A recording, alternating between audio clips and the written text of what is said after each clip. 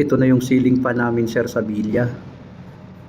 Pinapaayos sa akin. Ang problema kasi nito, bearing. Ang resistance niya, okay naman yung resistance niya, wala namang problema. So ang gagawin natin dito, tanggalin natin yung bearing. Iyan kasi yung bearing, sir, hindi ko na pinapakita kung paano pagtanggal. Yan ang bearing niya na sira, dalawa. Pinalitan natin, 6202 ang number ng bearing niya. Napalitan ko na yan, sir, hindi ko lang pinakita ang pagpalit. Yan, okay na yan. Tapos susubukan natin na paandarin, tapos kunan natin ang ampere. Try natin ngayon natin paandarin, i-on natin. Ayan, pinaandar ko na, nilagyan ko ng power supply. Gumagana na siya, sir.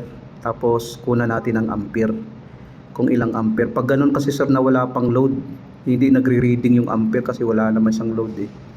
Kung makikita natin, kahit gumagana siya, wala siyang load, wala ding ampere, zero yung ampere niya. Wala naman kasi, ang load lang kasi niyan yung fan niya, yung impeller niya, yun lang naman ang load niyan. Yan siya, kung makikita natin. Okay na yan kasi yung ampere niya zero, so ibig sabihin okay siya. Tapos hindi din grounded, okay na yan, pwede nang magamit yan kung makikita natin. Yun na yung forma niya, sir, nung na-install na natin sa taas. Ceiling fan kasi yan, yan na siya, sir. Yan na yung function niya kung makikita natin.